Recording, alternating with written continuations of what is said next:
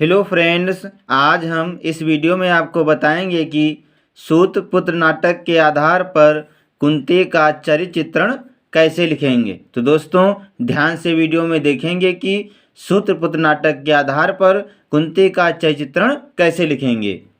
Doctor Ganga सहाय प्रेमी द्वारा रचित सूत पुत्र नाटक की प्रमुख नारी पात्र कुंती है। उसके चरित्र की प्रमुख विशेषताएं निम्नवत हैं।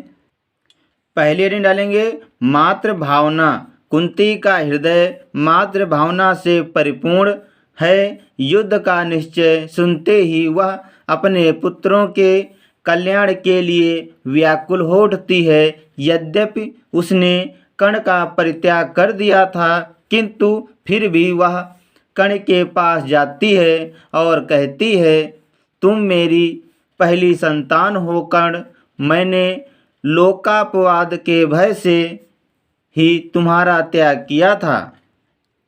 दूसरी हेडिंग डालेंगे कुशल नीतिज्ञ। कुंती अपने पुत्रों की विजय और कुशल क्षेम के लिए अपने व्यक्त पुत्र कर्ण को अपने पक्ष में करने का प्रयास करती है। इस प्रकार उसमें राजनीतिक कुशलता पूर्ण रूप से विद्यमान थी। तीसरी हेडिंग डालेंगे स्पष्टवादिता। स्पष्टवादिता कुंती के चरित्र का सबसे बड़ा गुण है। वह माता होकर भी अपने पुत्र कर्ण के सामने अपने कौमार्य में उसे जन्म देने के प्रसंग और उसे अपना पुत्र होने की बात कहते नहीं हिचकती।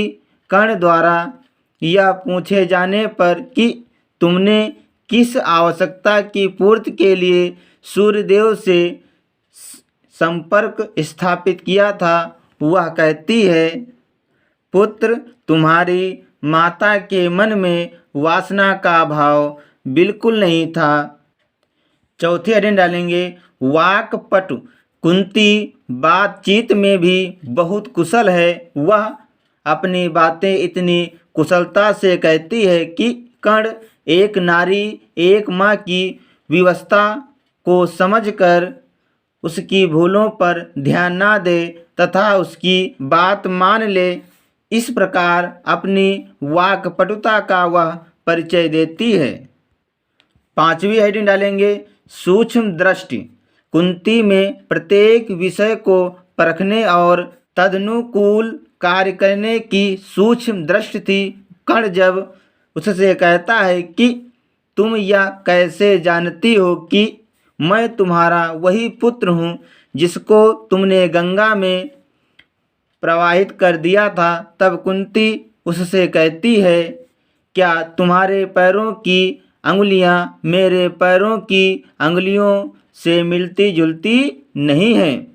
दोस्तों ये था सूत पुत्र नाटक के आधार पर कुंती का चरित्र चित्रण।